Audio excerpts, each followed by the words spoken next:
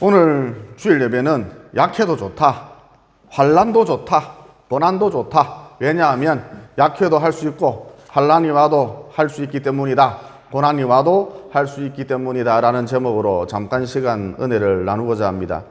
여러분이 잘 아시다시피 다윗이 아주 기특한 훌륭한 생각을 했었죠. 즉 성전을 짓겠습니다 그랬다는 것입니다. 이 말을 들은 나단 선지자가 우리 기도 좀 해봅시다, 기도한 다음에 결정합시다 이러면 좋았을 텐데 그거 참 좋은 생각입니다 이런 식으로 대답을 해버렸지요. 그래서 어느 날 하나님께서 나단 선지자를 통해서 말씀하시기를, 너 나단아 다윗에게로 가서 성전 짓지 말라 그래라. 그러면 여러분, 성전을 짓는다라는 것은 너무너무 좋은 일인데 왜 하나님께서는 다윗으로 하여금 성전을 짓지 말라 그러셨을까요? 그 이유가 8절에 나옵니다. 거기 보면 이렇게 되어 있죠. 너는 다윗을 말하는 것입니다. 너는 피를 심히 많이 흘렸고 크게 전쟁하였느니라. 다윗 네가 내 앞에서 하나님 앞에서 땅에 피를 많이 흘렸은즉 내 이름을 위하여 하나님을 위하여 성전을 건축하지 못하리라. 여러분, 얼핏 이 말씀을 들으면 다윗이 전쟁을 많이 했기 때문에, 적군을 많이 죽였기 때문에, 피를 많이 흘렸기 때문에 하나님께서 다윗 너 성전 짓지 마 이러신 것처럼 보이는데 사실은 전혀 그렇지가 않습니다. 여러분, 옛날 임금이란 전쟁을 많이 할 수밖에 없어요. 고대 사회가 다 그랬습니다. 그리고 어떤 임금이 당시 인기 짱이었느냐, 적군을 많이 죽인, 할 수만 있으면 사람을 많이 죽인, 피를 많이 흘린 임금이 인기 짱이었거든요. 백성들로부터 박수갈채를 받았다는 것입니다. 또 이런 임금이 다스리는 왕국, 전쟁을 많이 한, 피를 많이 흘린, 적군을 많이 죽인 이런 임금이 다스리는 왕국, 다른 왕국에 비해서 엄청 안정적이었고 왕권이 상당히 탄탄했습니다. 엄청 안정적이었고 태평성대를 누렸고 나라가 강성했다는 것입니다. 그래서 전쟁을 많이 했기 때문에, 적군을 많이 죽였기 때문에, 피를 많이 흘렸기 때문에 다윗 너 성전 짓지 마, 하나님이 이러셨다는 것은 말이 안 된다는 것이죠. 그러면 왜 하나님께서 다윗으로 하여금 너 성전 지으면 안 돼, 성전 짓지 마 그러셨는가? 여러분, 고대 사회의 관행 중 하나가, 풍습 중 하나가 왕이 전쟁에서 이기면 왕이 섬기는 신의 신전을 지었거든요. 그래서 고대 유적에 등장하는 신전들 거의 99% 전쟁에서 이긴 다음에 지어진 것입니다. 그러면 전쟁에서 지면, 전쟁에서 패하면 어떤 관행이 있었느냐, 어떤 풍습이 있었느냐? 왕이 섬기는 신은 가짜다, 엉터리다 그러면서 그 신상을 철저히 파괴하고 가루로 만들어 버리고 그 신과 관련된 모든 것을 다 없애버렸답니다. 그래서 당시 관행에 따라, 당시 풍습에 따라, 관습법에 따라 다른 왕들도 다 그러니까 다윗도 아무 생각 없이 하나님을 위해서 성전을 지어야겠다, 이스라엘의 신인 하나님을 위해서, 이스라엘의 신인 여호와를 위해서 성전을 지어야겠다, 신전을 지어야겠다 이랬다는 것이죠. 그러니까 하나님께서 다윗 너 성전 짓지 마 그러신 이유는 세상 관행에 따라, 세상 풍속에 따라, 풍습에 따라, 이방 관습에 따라, 그것에 따라 성전을 지으려고 했기 때문에 짓지 말라 그러셨던 것이죠. 다시 말해, 세상 모든 왕들이 다 그렇게 하니까, 블레셋 왕도 그렇게 하고 암몬 왕도 그렇게 하고 모압 왕도 다 그렇게 하니까 그것에 따라서 성전을 짓지 말라는 것입니다. 다시 말해, 하나님은 여러 신들 중 하나가 아니라 유일신이라는 것이죠. 여러분, 이 세상에서 신은 하나님 한 분밖에 없어요. 나머지는 다 가짜입니다. 속이는 것입니다. 엉터리입니다. 그런데 다윗은 이방 풍속을 쫓아서, 이방 풍속에 따라서 하나님에 대해서 생각하기를 여러 신들 중 하나라 생각하는 것이죠. 하나님에 대해서 다윗이 생각하기를 여러 신들 중에 제일 힘이 센, 어쩌면 제일 높은, 꽤 괜찮은 신이라 생각한 것입니다. 이런 개념을 갖고 다윗이 성전을 지으려고 했기 때문에 하나님께서 다윗 너 성전 짓지 마 그러셨던 것이죠. 이 하나님은 다윗의 장래에 대해서, 미래에 대해서 축복해 주셨거든요. 그 축복의 내용이 역대상 17장에 나옵니다. 거기 보면 이렇게 되어 있습니다. 내가 너를 주권자로 삼을 것이니라. 그러니까 장래에 다윗이라고 하는 이 이름 자체가 역사의 중심이 될 것이고 이야기거리가 될 것이고 아이콘이 될 것이다 이런 말씀인 것이죠. 또 내가 너에게 승리를 줄 것이니라. 그러니까 앞으로 다윗 네가 전쟁을 많이 치르게 될 것인데 너희 앞날이 전쟁이 가득할 것인데 그때마다 이기도록 해주겠다, 승리하도록 해주겠다는 그런 말씀인 것이죠. 또 너희의 왕조는 영원한 왕조가 될 것이니라. 그러니까 다윗 왕조를 통해, 다윗 혈통을 통해, 다윗 가문을 통해 이 땅에 예수님이 오게 될 것이다. 너희의 가문을 통해서 메시아가 출현하게 될 것이다. 그래서 다윗 왕조는 다른 왕조와는 달리 영원한 왕조가 될 것이다. 이런 말씀인 것이죠. 그러면 하나님께서 다윗의 미래에 대해서 왜 이렇게 상세하게 말씀을 해주셨는가? 다윗의 미래를 축복해 주셨는가? 혹시 그가 성전을 짓겠습니다, 이런 기특한 말을 해서 그런가? 결론부터 말하자면 그건 절대 아니고 결코 아니고 인생의 주인은 하나님이시다, 역사의 주인도 하나님이시다, 이것을 깨달으라는 뜻에서 하나님께서 다윗의 미래를 축복해 주셨다는 것입니다. 미래의 장래에 일어날 일들에 대해서 상세하게 가르쳐 주셨다는 것이죠.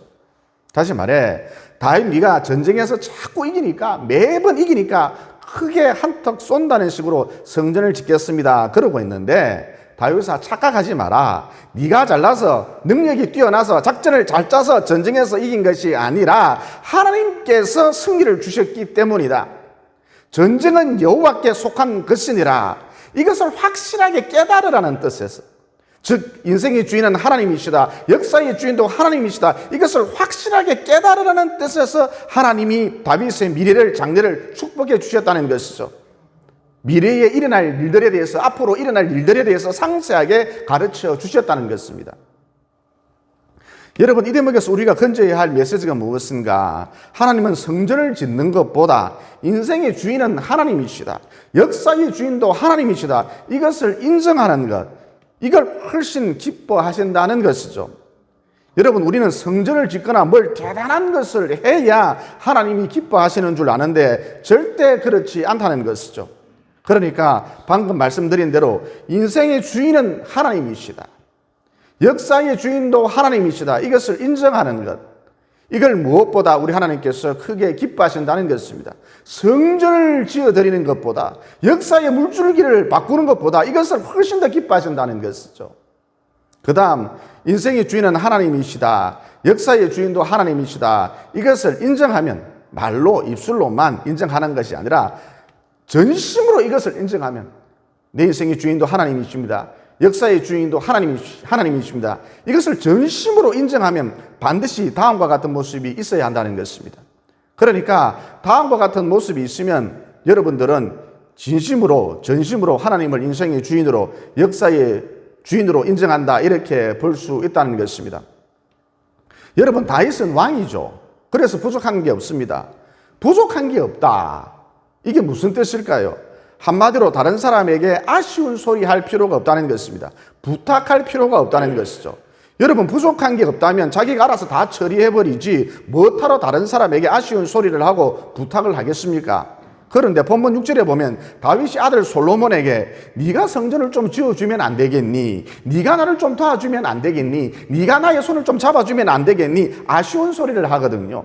부탁을 했다는 것입니다. 여러분, 지금 다윗은 왕입니다. 절대 권력자죠. 따라서 돈이 넘쳐날 수밖에 없거든요. 무슨 얘기냐? 다윗 입장에서 성전 하나 짓는 것, 교회 하나 짓는 것, 이건 일거리도 아니라는 것입니다. 따라서 여기서 알 수 있는 것이 무엇이죠? 나에게 충분한 능력이 있어요. 월등한 능력이 있어요. 심지어 상대방보다 훨씬 높은 지위에 있어요. 하지만 그렇다 할지라도 하나님을 인생의 주인으로, 역사의 주인으로 인정하면 비켜, 나와, 내가 할게, 그러지 않고 부탁하는 인생이 된다는 것입니다. 그러니까 상대방 도움 따윈 필요 없습니다. 내게 능력이 넘쳐난다니까요. 돈이 남아도 온다니까요. 하지만 그러나 그럼에도 불구하고 상대방을 보고 말을 하기를 당신이 빠지면 안 됩니다. 얼마나 귀한 사람인데, 얼마나 소중한 사람인데 당신이 빠지면 안 되지요. 저 혼자서는 이 일을 도무지 감당할 수가 없어요. 좀 도와주십시오. 함께 해주십시오. 손을 잡아주십시오. 그런다는 것입니다. 부탁하는 인생이 된다는 것이죠. 또 우리 교회에 김 집사님이 없으면 안 되죠. 이 집사님이 없으면 안 되죠. 권사님이 없으면 안 되죠. 이렇게 자꾸 아쉬운 소리를 하게 된다는 것입니다. 또 별 볼 일 없는 사람, 하찮은 사람에게도 먼저 다가서서 인사를 하거나 손을 잡아주면서 나를 위해서 기도 좀 해주십시오.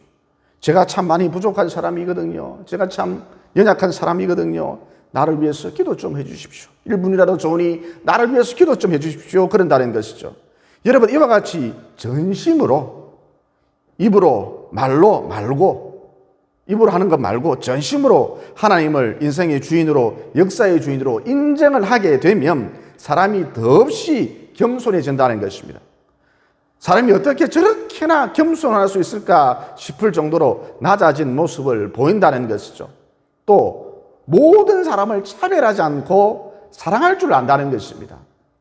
여러분에게는 이런 모습이 있습니까? 이런 모습이 있다면 여러분은 전심으로 진심으로 하나님을 인생의 주인으로, 역사의 주인으로 인정하는 것입니다. 그 다음 오늘 설교의 핵심 포인트인데 9절에 보면 하나님께서 다음과 같이 말씀을 하셨죠. 다윗을 보고 한 말씀인데, 보라, 한 아들이 너에게서 나리니 그는 온순한 사람이라. 여러분, 여기서 온순하다는 뜻은 착하다, 부드럽다 이런 좋은 뜻이 아니라 대가 차지 못하다, 사람이 무르다 이런 좋지 않은 뜻입니다.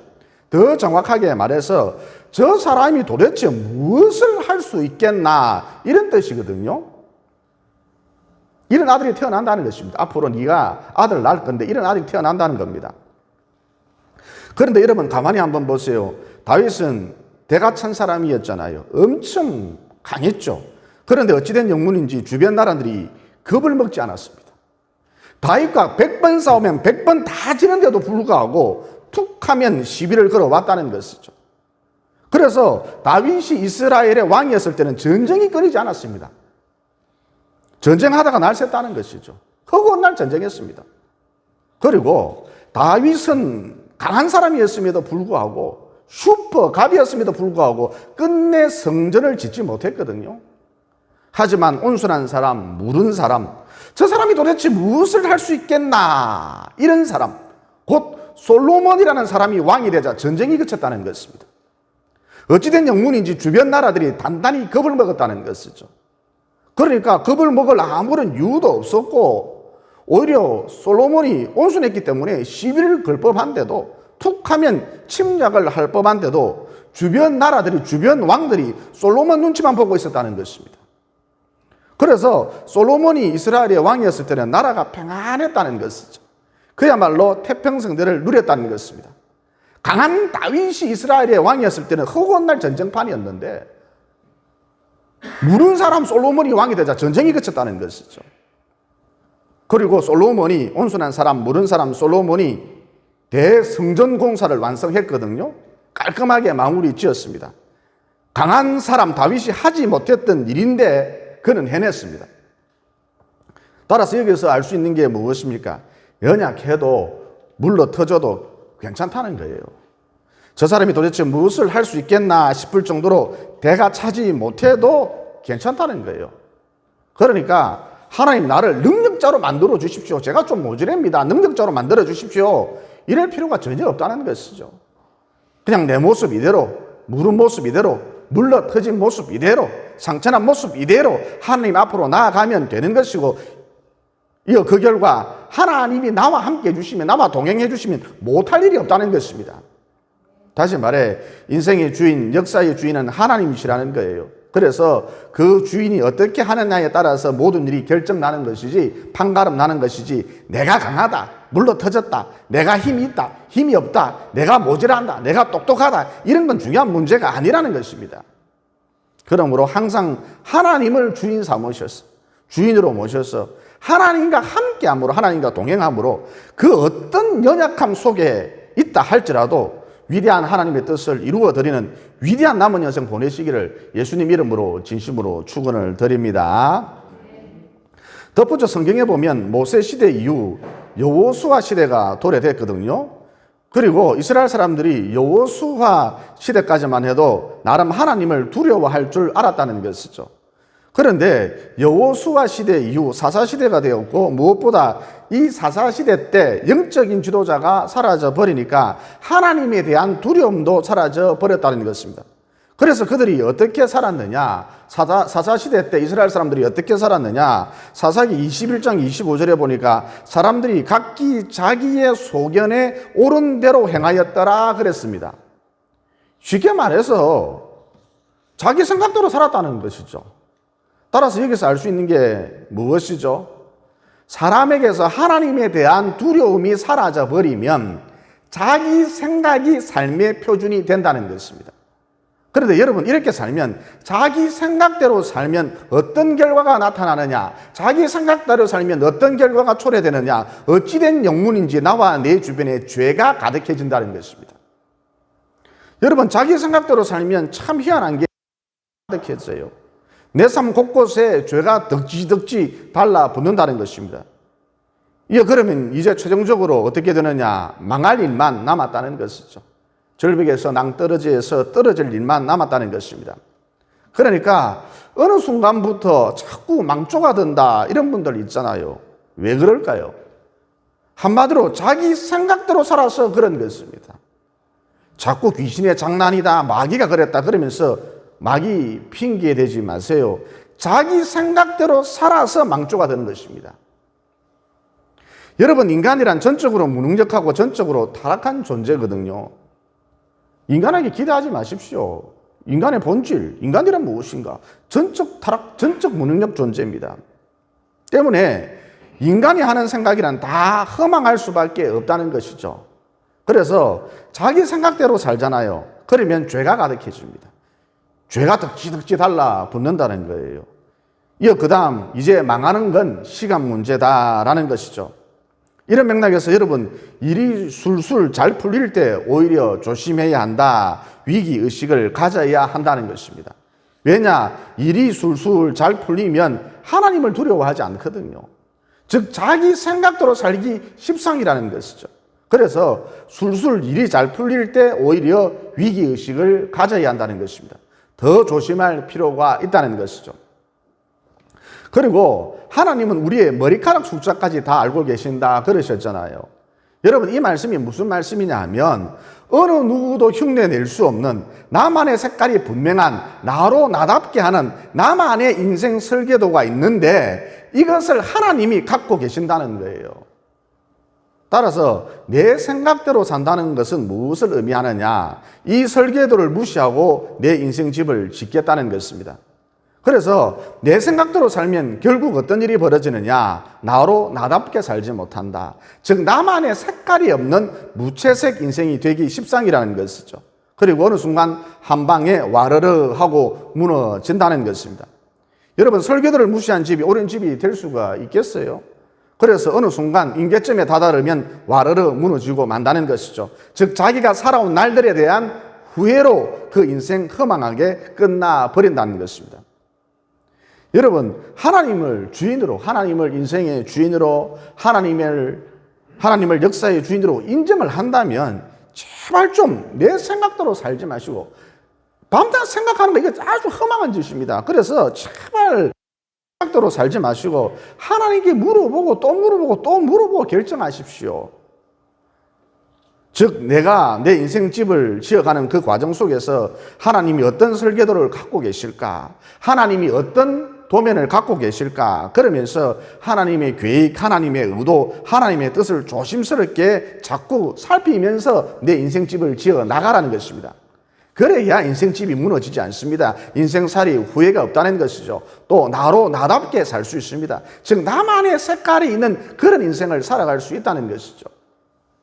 그러므로 철저하게 하나님을 주인으로 모시고 살아서, 즉 하나님께서 갖고 계신 내 인생 설계도대로 인생집을 차곡차곡 지어 나가셔서 연약한 가운데서도, 어려운 가운데서도 일을 완성해낼 뿐만 아니라 하나님의 뜻을 이루어 나갈 뿐만 아니라 마침내 위대한 하나님의 걸작, 대작, 명작들이 모두 되시기를 예수님 이름으로 진심으로 축원을 드립니다. 그리고 우리는 인생살이 고난이 많으면, 어려움이 많으면, 인생살이 환난이 많으면 앞으로 나아가지 못한다. 삶 속에 고난이 많으면 사명 감당하기 어렵다, 이렇게 생각을 하기 쉬운데 사실은 전혀 그렇지가 않다는 것이죠. 전에 한번 여러분에게 말씀드린 적이 있는데 하나님께서 우리 인생을 어떻게 이끌어 가시느냐 공통적 상황입니다. 다 해당됩니다. 하나님께서 우리 인생을 어떻게 이끌어 가시느냐 언제나 투 트랙으로 이끌어 가신다 그랬지요. 그러니까 잘 나가는 사람을 보면 여러분 어때요? 마냥 저 사람은 행복할 것 같지요. 그런데 그게 아니라는 것입니다. 그 잘나감 속에 그 형통함 속에 가시가 있고 말 못할 괴로움이 있고 고난이 있다는 것입니다. 여러분 이와 같이 하나님은 좋은 일과 나쁜 일이 같이 동시에 진행되도록 일어나도록 우리를 이끌어 가신다는 거예요.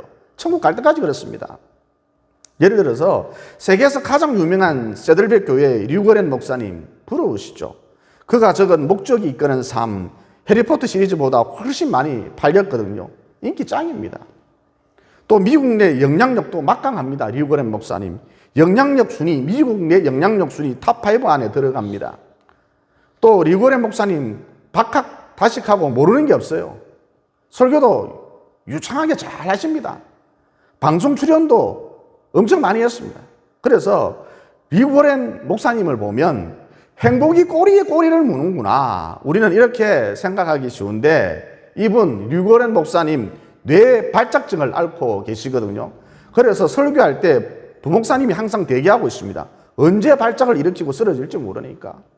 또 사모님이 암투병으로 오랜 기간 고생을 하셨답니다. 그리고 정말 충격적인 것은 류거렌 목사님에게 아주 귀여운 매투라는 막내 아들이 있었는데 이 아이가 부활절 날 자살해버렸거든요. 그러니까 뭐예요? 인생은 투트랙이라는 것입니다. 목사도 별 수 없어요. 형통과 고난이 동시에 간다. 동시에 흐른다는 것이죠. 지난주 제 친구하고 길을 가고 있는데 폐지 줍는 할머니가 힘겹게 손수레를 끌면서 오르막길을 오르고 있었거든요. 그래서 제 친구가 하는 말이 혼잣말로 하는 말이 저 할머니는 사는 게 지옥이겠다. 저 끔찍스러운 저 잔인한 불행이 언제쯤 막을 내릴까 그러더라고요. 그런데 여러분 이 말 틀린 말입니다. 그 속에 그 어려운 웃음도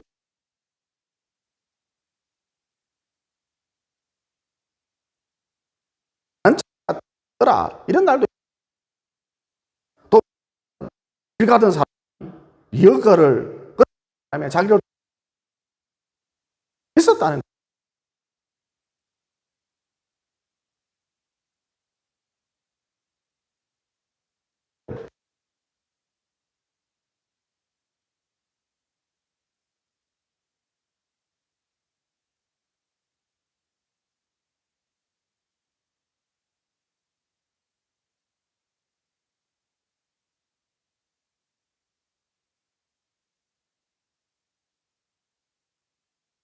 어두운 면을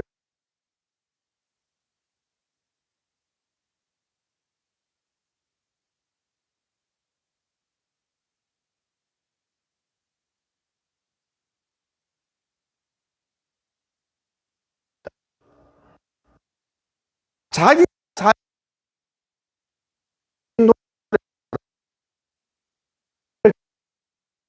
요 주도 약 열심히 잘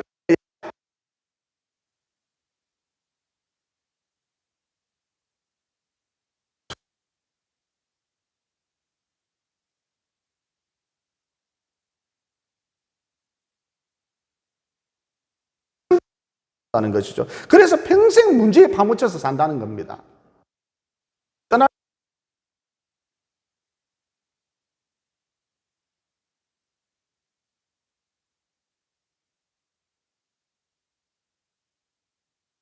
뜻대로 살기 위해서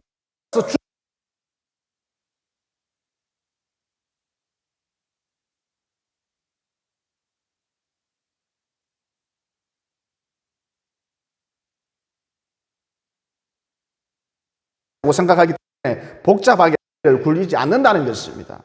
즉 어린아이처럼 단순하게 산다는 것이죠. 대로 주일이면 예배 드리고 기도하고 또 월요일도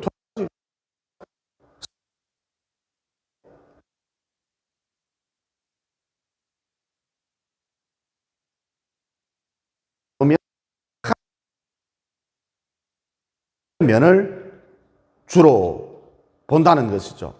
왜죠? 어두운 흐름, 곧 문제점들은 주인이 알아서 처리할 것이라고 생각하기 때문인 것입니다. 즉 인생 속에 다가온 문제는 여러분에게 해결되지 않는 큰 문제가 있잖아요. 이렇게 인생 속에 다가온 문제는 자기가 해결해야 할 영역이 아니라는 것이죠. 주인 몫이라는 겁니다. 그래서 하나님을 주인 삼으면 인생의 밝은 면이 어찌된 영문인지 인생의 밝은 면이 자꾸 자기 눈에 보인다는 것이죠. 여러분, 그래서 이런 결론이 나오거든요. 내가 내 인생의 주인 노릇을 하면 내가 다 해결해야 하니까, 내가 용의주도하게 움직여야 하니까 맨날 평생 어두운 흐름, 곧 문제점들만 보인다.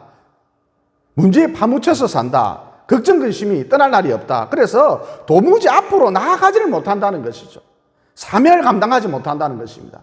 주일날 고작 예배 드리는 거 이건 하나조차도 못한다니까요. 지가 지 인생의 주인이 돼 있으면. 반면 하나님을 주인 삼으면 내 인생 속의 문제는 하나님의 문제, 내 문제가 아니라 내 인생 속에 다가온 문제는 하나님의 문제라 생각하기 때문에, 하나님이 알아서 처리해 줄 것이라 생각하기 때문에 주로 좋은 흐름, 밝은 면이 자기 눈에 자꾸 잡힌다는 것이죠.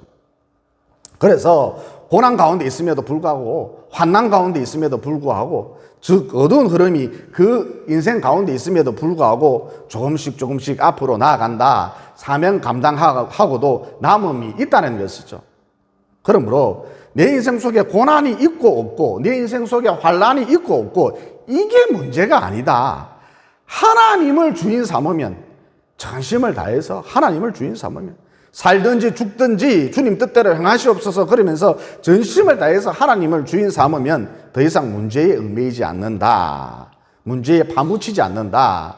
이어 그 결과 주로 밝은 면이, 인생의 밝은 면이 자기 눈에 자꾸 들어오고 앞으로 나아갈 수 있다. 사명 감당할 수 있다는 이 진리를 명심하시고 전심을 다해 하나님을 주인 삼음으로 늘 앞으로 전진하는, 내게 주신 사명을 능히 감당해내는 위대한 남은 여생 보내시기를 예수님 이름으로 진심으로 축원을 드립니다. 기도드리겠습니다.